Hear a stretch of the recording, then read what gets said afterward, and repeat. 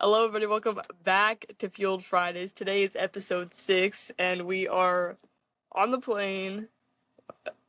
We're still on the plane. I don't know what country we're going to. Destination not decided. Yeah, we'll This figure week, it out. we'll figure that out later. This We're in week, turbulence right now. There we a little go. bit. We figured out turbulence. We got a little bit of turbulence. Yeah. This week, we have my friend and future roommate, Cheyla McNally Rondon, who is. How do you say your name? Is that it? Cheyla McNally Rondon, but close. I can't roll my R's, but I'll learn. She's in a show called Quiltro at the Toronto Fringe Festival, and we're gonna ask her all about it. We're gonna ask her about acting. We're gonna ask her about the show. So first off, Cheyla, please tell us a little bit about Quiltro, what it's about. Okay, thank you for having me. Quiltro is a play about, it follows the storyline of a 13-year-old girl running away from home to live with the dogs, but, in the subtext, it has a lot of information about the Chilean coup of 1973 in it, so it dives into a lot of history. If you don't know what that is, it's a lot. It's a lot to explain. So the play is set in Chile. No, see, that's good to explain. So it's set in Canada, and the main character, Nina, she can kind of she's experiencing the memories of her ancestors throughout the play. Like, she can feel her mother's memories, her grandmother's memories from when her grandmother experienced this war, which was it was a real thing. Throughout the play, it was like a civil war against their leader Allende at the time, and throughout the play his final speech is brought up numerous times in Spanish, which I like. It's a lot. Yeah. So yeah, you mentioned there's Spanish in the show, and you speak Spanish as well. I do. Which I know. So, what is cool and special to you about doing a Spanish show or a show that has Spanish elements in it and elements of Latin culture? So, I'm Cuban, and this is the first time I've ever gotten to play a Latina character, which is super exciting for me. I know both me and Alejandra, it's a 2-person play, and we're both very white passing, so it feels like a privilege to get to play a Latina character and represent my culture, which is very nice. There's not too much Spanish in the play. It's only the Allende scenes, but it's very... It feels like an honor to do a speech by a revolutionary figure. Like, he was a very good person, and his death was very tragic, so it's an honor to get to do his speech in a respectful way. For sure. And I think we come back to the world that we're living in now with elements of protest culture and stuff, and these revolutionaries come up a lot. So what's the importance of that now in this time period? What do you think is important for people to see in this play with the political aspect? Yeah, exactly. See, right now, I know there's a lot going on in America for Latinos, and I think a lot of people tend to ignore it. Like, a lot of people hear it on the news, they see things, but nobody likes to say anything, which really sucks. I have a lot of family that lives in America right now, and I know a lot of people are getting deported. A lot of Latinos, a lot of Latinx people are in danger, and so many people don't know about it. So I think it's so important to be doing any sort of show that resonates with immigrants, that resonates with Latino people. We've done a few shows. I think we just finished our 4th show today, and I've seen a lot of Latino people in the audience, and every time I finish the show, they're always like, this really resonated with me, which is so great to hear, because that's the goal. Yeah, absolutely. Right. And you talked on how Quiltro kind of focuses a lot on going into her ancestry, and having the flashbacks or moments or whatever. So how has this play like impacted how you look at your ancestry? Have you like gone back and look at your ancestry as a result of this play, or? I have. I've been trying to. There's been a lot of late night phone calls with my mom, like, Mom, are you okay? Have you been all right? But I'm Cuban. The play is set in Chile, or the play, like, it's about Chilean culture. So I've learned a lot about the Chilean coup, and I guess that made me realize how little I actually know about Cuba. I know that we're a third world country. I know about, like, Fidel Castro, Che Guevara, all those people, but I didn't know much beyond that history, so it's really gotten me to research on my own country, and my co-star is Peruvian. I grew up with some Nicaraguan heritage. I grew up with some Argentinian heritage, a lot of Latino countries. And I guess it's just helped me realize, like, looking into it, a lot of Latino countries, a lot of Latino people, they're not really safe right now. And I don't think they ever have been throughout history. And as much as things seem like they're getting better, because things are good in Canada, things are good in America, and I find that people care about those countries. People don't care to look into how other countries are doing. So I guess it just helped me realize that. And I want to bring more awareness to that in the world. Yeah, absolutely. And just personally, like, you know, outside of the show, obviously you've done other projects and whatever. What, like, I guess as Cole Lewis would say, our acting professor, what what like fuels the fire for you? Like, what gets you really excited when you see a piece or hear about a piece or a role? I think, like, when auditioning for roles, like, what makes me want Yeah, to audition for a role? yeah. If I see something that I can connect to, like, really connect to. I've never gotten to play a Latina, so when I saw that in the character description for this, I really wanted to do it because I really want to be an actor who can represent my own culture. I've seen a lot of, I guess one of the last characters I played was a character who went through a lot of, like, severe trauma, sexual assault, etc. And even if it's not something I can relate to, like, that much, it's something I want to bring awareness to. If it's something political that I stand for, I want to bring awareness to a lot of those things. Because I think a lot of people are scared too. And it makes them uncomfortable. I think it's so important to dive into things that make you uncomfortable. Absolutely. Cole and Lisa would love this conversation actually right now. I know it got so political, but, like, I think But that's they so love that. important. They love that. Honestly. Yeah, and this is I mean kind of a big loaded question, but I think everybody thinks about it at some point. Why acting? Why do you love it? Why are you in it?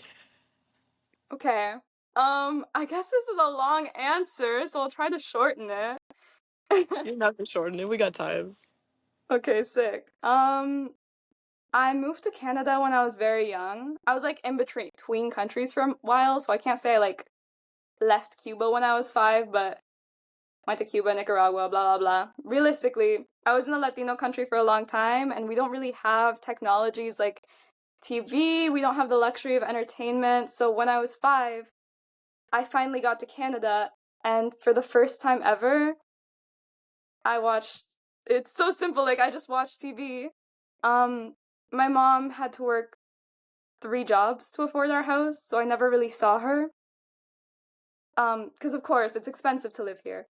So she was always working, and I was home, and I was watching, like, little shows like My Little Pony, Winx Club, you know, just kid stuff. And I thought it was all real. I was like, whoa, I didn't know there were animated ponies out there. And I asked my mom about it one day, and she was like, no, Cheyla, that's, like, acting. And then she saw how much I loved it, and she brought me out to watch theater. And I saw people on the stage, and I was like, wow, that's amazing. So she signed me up for acting class. And the first time I was on the stage, I felt like I knew it was what I wanted to do. And now that I've grown up, I realized, like, when I was a kid, watching people act made me feel really seen. It made me feel really safe as a new immigrant to the country. And I want to make kids feel like that. I want to make someone feel like that. Yeah. You know? Yeah. Yeah. Well, apart from acting, what are some hobbies, things that you love? What fuels you apart from, all the great acting stuff? Of course. Very artsy stuff. Like, if you saw my room, there are just art pieces everywhere. There's paint splattered on the walls. Like, it's a mess. I really like drawing. I love sewing. I was so into fashion. I feel like the past 5 years, I've just been really into making stuff, little outfits. A lot of the skirts you've seen me wear, I made myself because it's so fun. It's so fun. I make a lot of like little necklaces, jewelry pieces. I just like getting crafty, honestly. I love that. I feel like that's a helpful skill to have in low key in this industry. True, low-key. Um, yeah. What's the thing that you haven't tried, like in the acting world, that you'd love to dive into? Some style or genre or something? I've tried a lot, but I think I want to embarrass myself more. Like, this year, Uh, after Adam's class, I've been embarrassing myself a lot, and I kind of realized during Adam's class, wow, I hate this. I can't do this. So I Me want to do it too. more. It's hard. I feel the same way.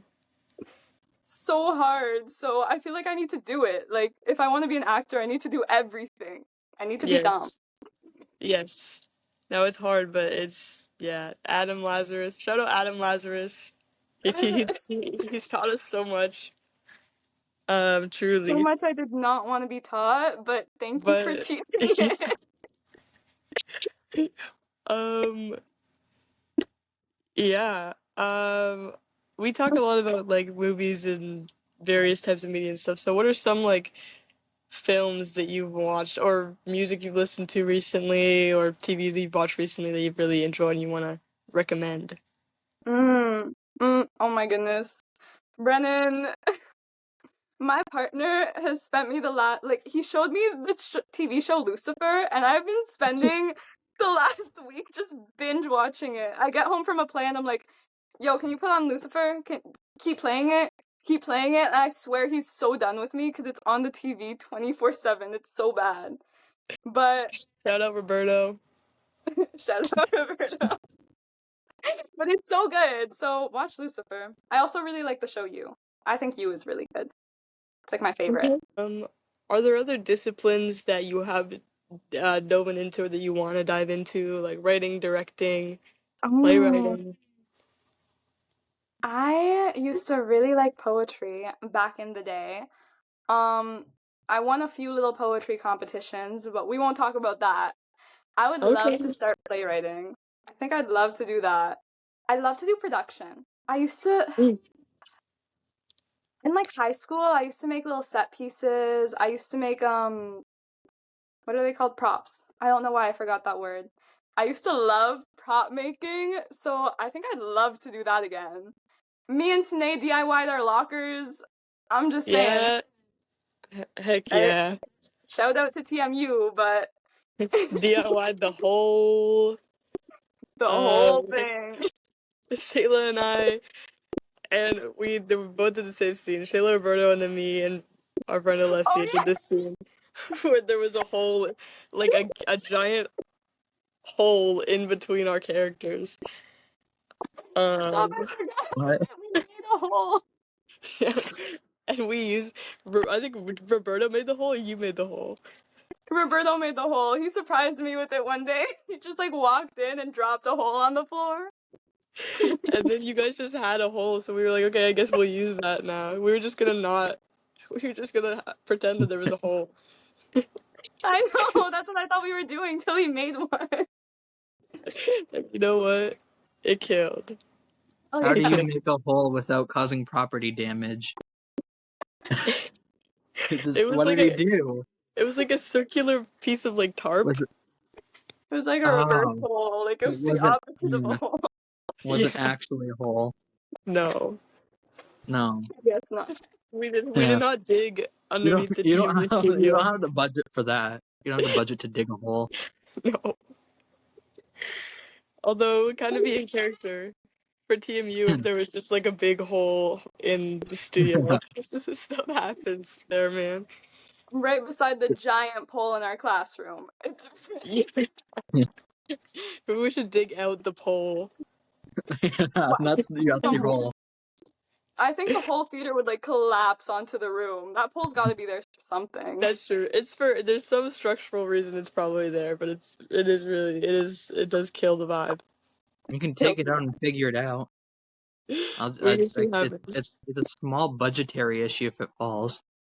Yeah, small budgetary issue of Yeah. our 1,200 Yeah. seat theater that has been there for like hundreds of years, collapsing. Yeah, it's fine. Yeah.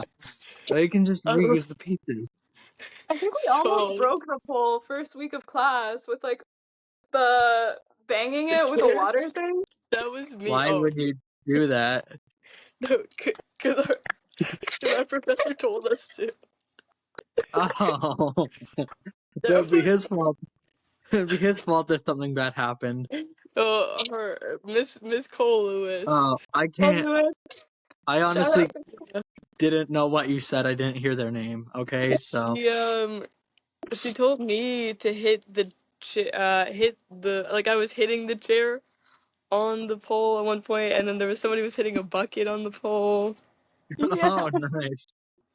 What broke first, the chair or the pole? The pole. It's a yeah. How weak is that pole, actually? Oh, it's just the like paint chips kind of coming off of it. Is it made out of metal? Like what is it made out of? I think it's just straight up drywall, to be honest. So someday we might actually make it. And then you might have to pay for a new roof. That's a problem for the next first years, not us. Yeah. We're done with KHW 80 now. We ruined that classroom before we left it, though. Oh well. What's your process? First getting a character, like what's the process for you the second you get handed a script? 60-hour text analysis. And I'm not even kidding about that anymore. It's so bad. Oh my goodness. It helps. I've been doing it too. Not to that extent, but Well, I might be exaggerating with the 60 hours, but so did Cole when she gave us the assignment. Right? Yeah, I just analyze the script, and then pray. I get really weird with it. I know our director for Quiltro, rehearsals got really weird, like, not weird. She's lovely. She gave us lovely direction. But I remember one time when we were getting into character, she was just like, okay, it's a 2-person play. So me and Alejandra, she was like, I want you two to get on the ground and just pretend to be dogs and see what happens. And we were just on the ground running at each other. Like, I think she started sniffing me. We started following each other in circles. It was really weird. But somehow I really connected with the 13-year-old who wanted to run away and live with the dogs. It worked for me. Sometimes you gotta do stuff like that. See what happens. You gotta get weird. It works. It's true. Same, I guess, other end of the same coin, or other side of the same coin, is building a character. What are things that specifically help you like build a personality of a character? Ooh, building a character. I guess text analysis really helps with that. Like analyzing little things in the script, just little things that have been said. Like, I remember, for example, our scene studies final. I'm gonna relate so much to TMU. I'm so sorry. It's okay. It helped, but me and Sine, my scene studies partner, Sine Sullivan, shout out to her. We were doing this play Selfie by Christine Quintana, and it just had like a bunch of little subtexts that the character was like ugly, or that she felt ugly in 6th grade, that she used to get bullied, but it was only mentioned like once or twice. But I don't know. I guess those parts felt important to me, so I wanted to take them and add them into the character. Just little things I see in the text that I feel that I can relate to, that I feel are important. If I see them and I'm like, okay, yeah, this makes sense for the character, and this could be a really important part for the character I want to play, I'll take them. Obviously, I'll see what the director does with that, if they like it or not, but Yeah. when I'm building a character, I think that's important. Yeah. You know? And circling back to Quiltro, first off, I want to ask about the space, because Fringe, if you don't know about Toronto Fringe has done some interesting things about with the theater spaces recently, and some of them are happening in some of the rehearsal studios. You're Yeah. in one of them. So what is it like to create in a small space? What are like some of the pros and cons about it? So, I actually really like what they did with the space. They added a nice little, like, lift to it, like a nice little theater looking thing. It's really cute, and I like the size of it. It's really nice when it's a 2-person play, because you get to connect with the audience. I feel like I really see everyone out there, and when I'm telling my story, it really feels like they're hearing me. Like, it's nice to actually connect with the audience. It's been a little bit of an issue, I won't lie. Not for me, but for the tech crew. So grateful to Fringe for letting us use their space. But I know the team requested a space that could use a projector, because we want to do like the English translations for some of the Spanish bits, since, you know, a lot of people in Canada speak English, and we want it to be accessible to everyone. But it has not been working out. Oh my goodness, the projector has been so stressful. I remember one of the lights broke like 15 minutes before call times yesterday, and they had to fix that. One of our technicians didn't show up today, so we just had to like beg a random volunteer to come help us, please. And they came in 15 minutes after the show started, because I don't know, the tech wasn't working. I wasn't there, I was on stage. The tech wasn't working. And then they came in, and all of a sudden the tech just started 15 minutes after the show started. Like, I was mid-monologue, and all the lights went off. It was crazy. It was crazy, man. It was so stressful. But Fringe, man. thank you so much, Toronto Fringe. Thank you so much. It's just been a little stressful. I've done a couple fringes in the past. I've never done Toronto Fringe. I've done a couple fringes in the past myself. Fringes can be crazy. They can be hectic. What is it like creating in a fringe environment? Especially, something I find difficult and also so cool about Fringe is all the other shows going on the same time, and navigating that space. So what's that been like? It's actually so fun though. Like, it's so fun to do that. I love going outside after a show and seeing a bunch of people advertising theirs. They're advertising them really cool. Like, I see people in costuming just holding up signs, and it's like, wow, I really do want to see that one. Yeah. It's really cute, and I'm at Soul Pepper, so I'm like, I know some are happening at Tarragon, but Distillery District is really nice. So after a show, I can just pop into a restaurant, eat, watch another few shows. And it's nice, because I know everyone's like a small artist there, so I assume a lot of people are small artists there. So it's nice to support the community, you know? For the most part, Fringe is usually smaller artists. Right? Yeah, but it's yeah, Fringe is great. It's great. Um, Jumping onto that, what are some people? What are some things that you want people to know about the show before they go in? Mm, I think so. A lot of the like parts about the revolution are subtextual. Like, it's not thrown at you throughout the play, it's hidden within subtext, or just like throughout monologues you hear about it. You're mainly following through like a 13-year-old's journey in running away, so it seems like a bit comedic at times, but I feel like it's in the program. So if people want to read the program, I think it's very nice for people to know about the contextual details, like the actual context behind the play.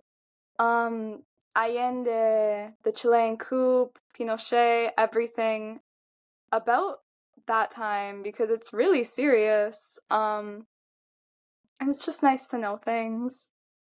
Especially, like, I don't know. I think history tends to repeat itself, and I think in a way, things are repeating themselves again for the Latino community. So it's nice if people know things. Read the program. That's all I'm saying. Read the program. Facts. Always read the program. Right?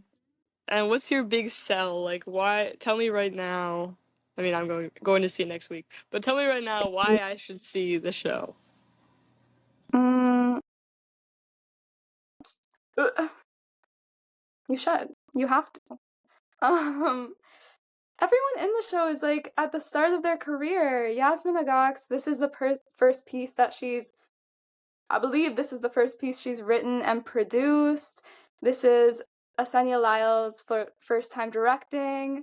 Me and Alejandra are at the start of our acting careers, and it's a really deep piece, I think. It's a really important piece for everyone on the team.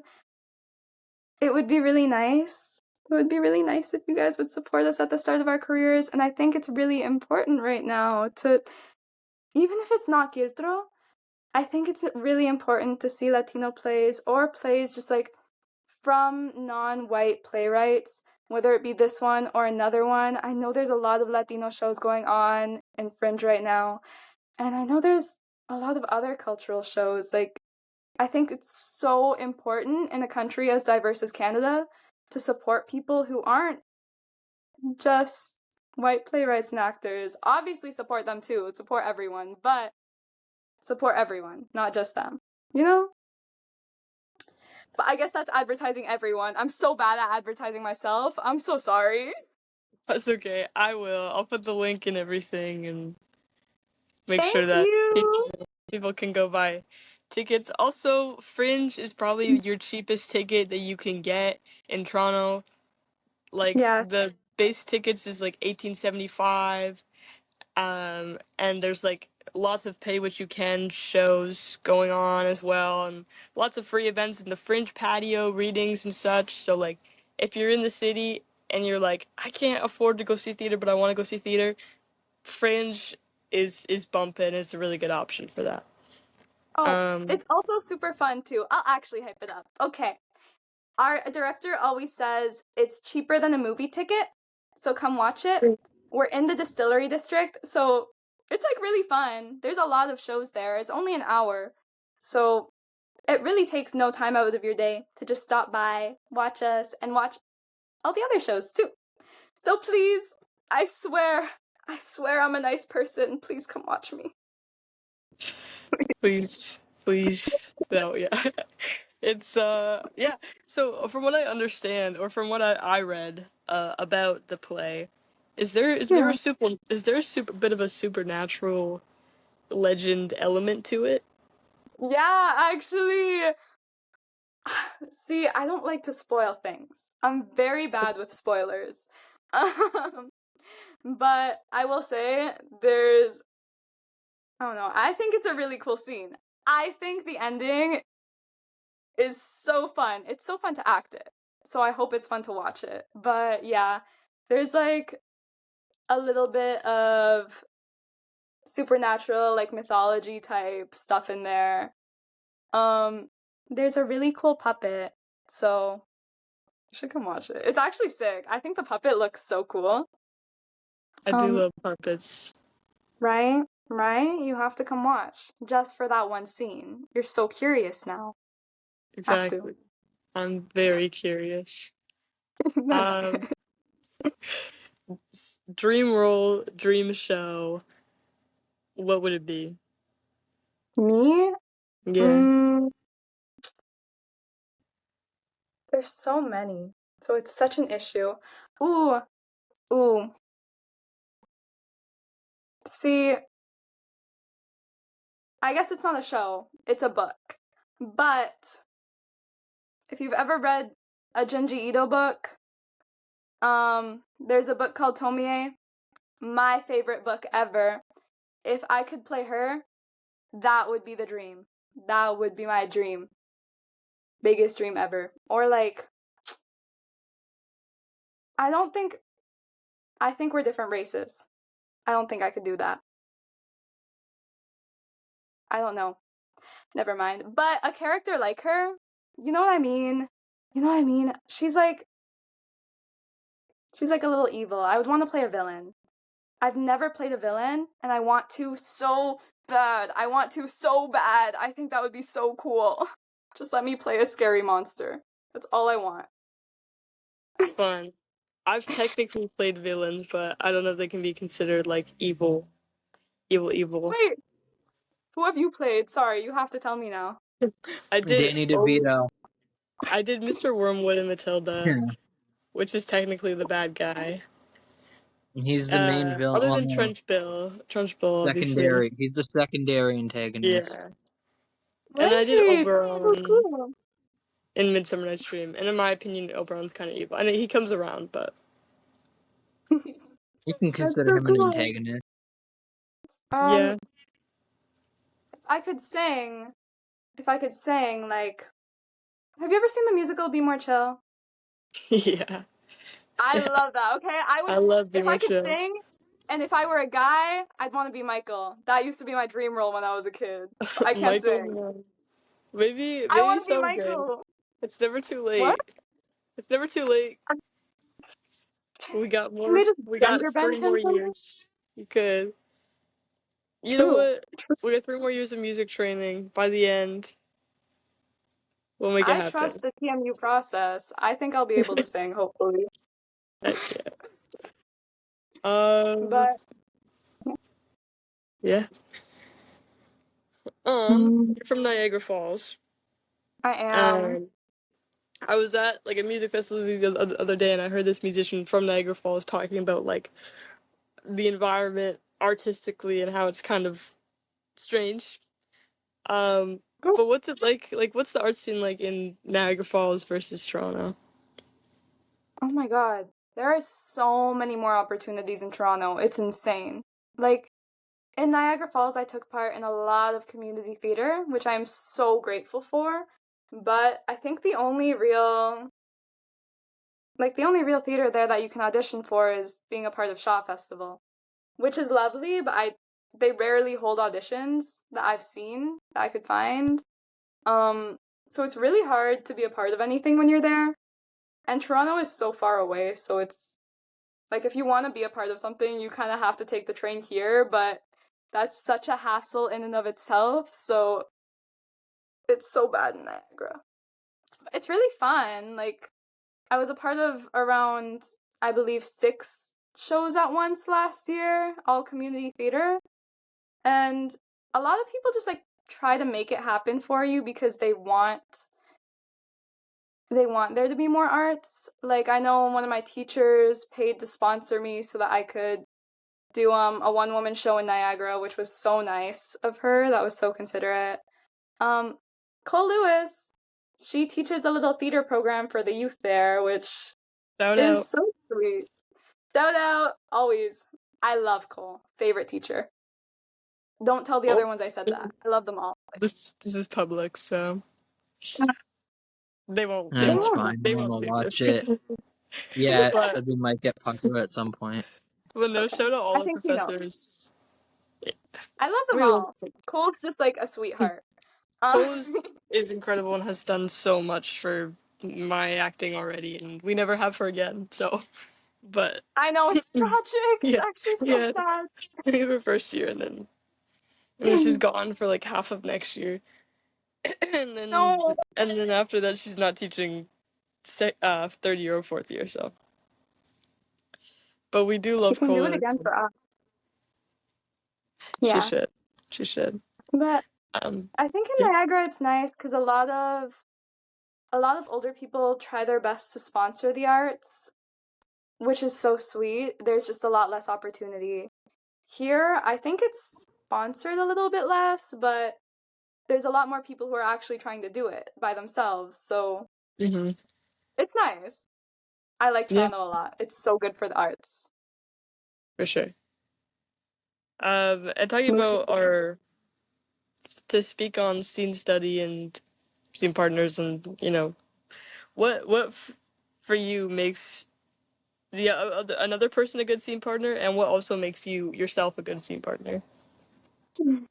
Um, I think I'm a good scene partner because I always say the only thing I'm good at is memorizing lines, or at least like that's what I'm best at. I can memorize lines and make it easy for you really fast. I hope. But like I worked with Sine. She was lovely to work with. She's so cute. I love her. She's so sweet. I think she was I don't know. She was really fun to work with because I feel like when we got into it, we really got into it. She took the scenes very seriously. Like she didn't stop at midway. She worked through it with me. She really let me get into character with her. And it felt like when we were in those scenes, we really were different people. We really were like Ismene and Antigone. We weren't Cheyla and Sine. You know what I mean? It was nice. Roberto was okay. He was okay to work with. I like Yeah, slandering him. he's fine. He's fine. I guess he made a hole. A He made a hole. hole for me. He made a hole, He made a and hole for me. That was really nice. he bought a full baseball uniform off of Amazon. I guess he bought a full baseball uniform. I guess he like went outside and rubbed dirt on his face before the scene to get into character. He went all out for me. He was a really good scene partner now that I think about it. Me and him had very different interpretations, but that's okay. It was actually so funny seeing our scenes back to back. It was that's kind of what's cool about doing the same scene as somebody else, though, is the different interpretations.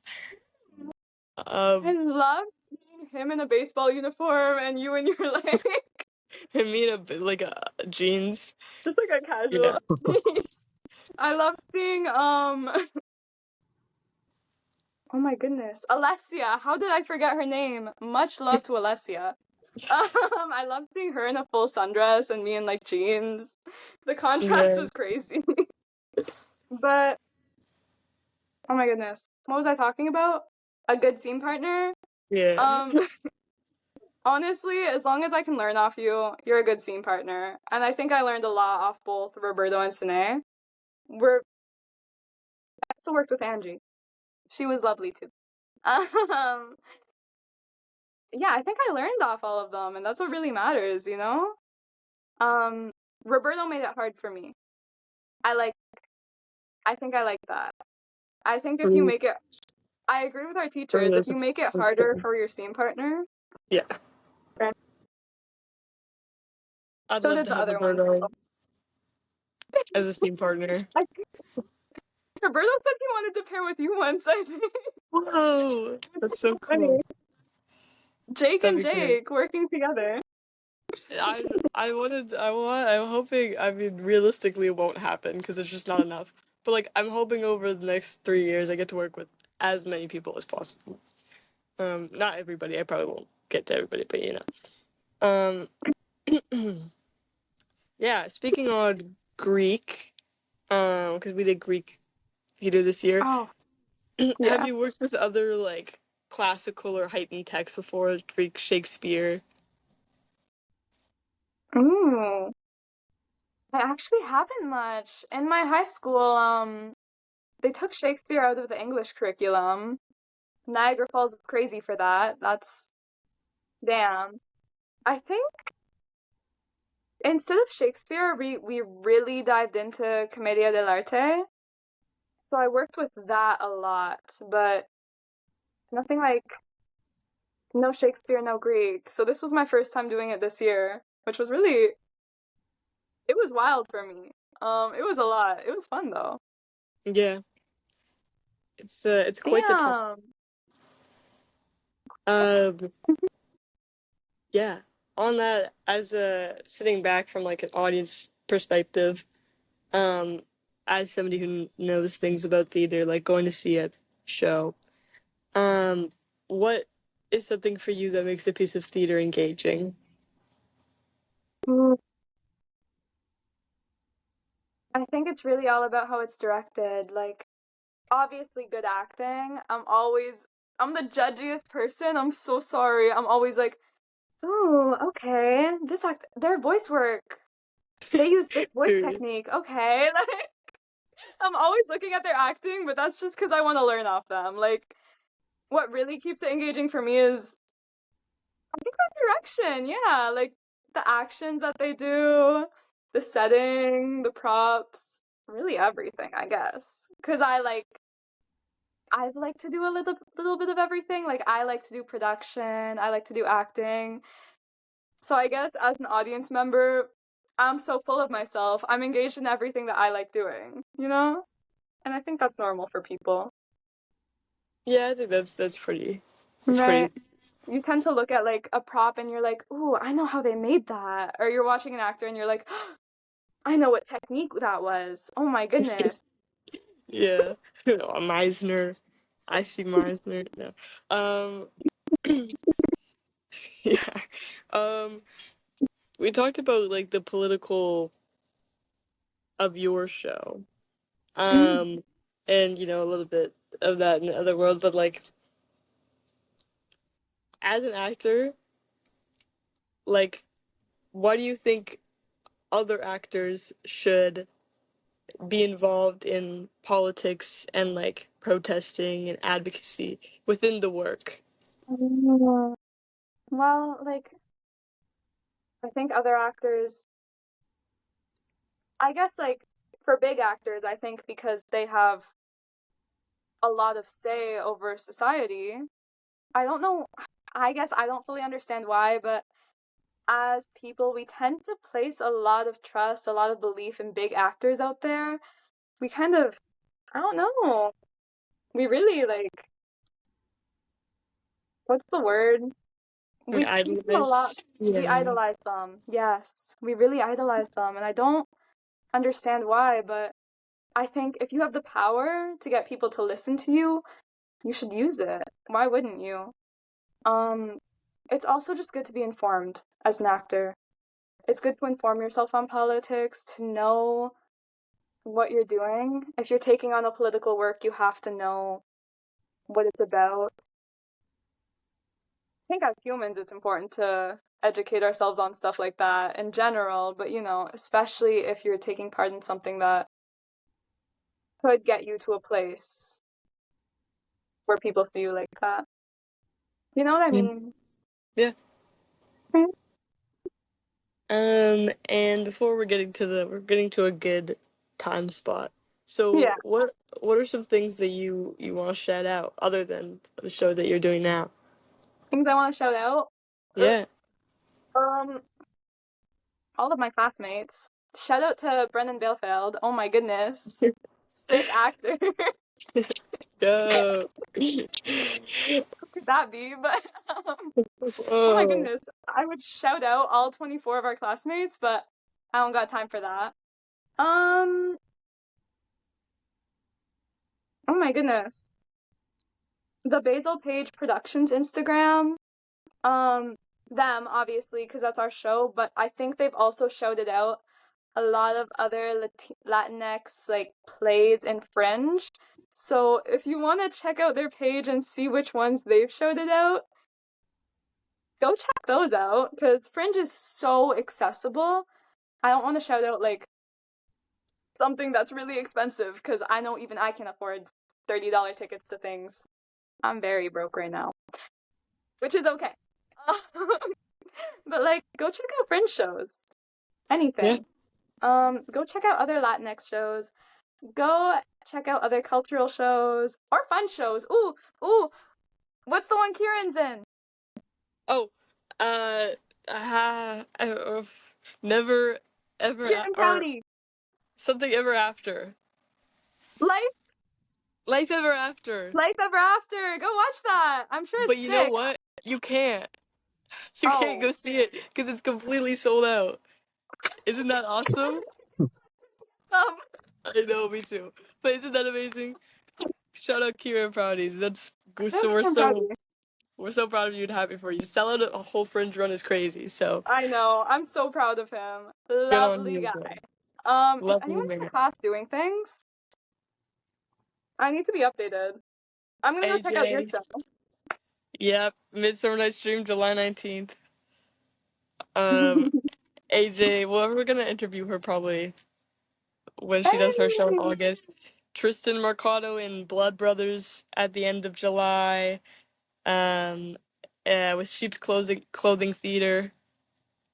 That's all that I know. But there we go. Okay, when all of those happen, I'm gonna go watch them. So shout out to all of those. That's all. Thank you, Brennan. Thank you.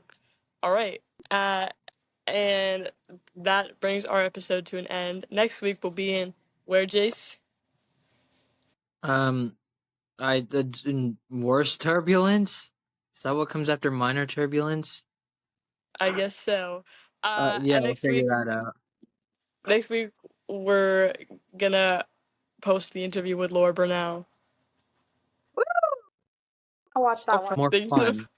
Thank you so much for watching and listening. Thank you, Cheyla, and we'll see you next week. Thank you so much for having me.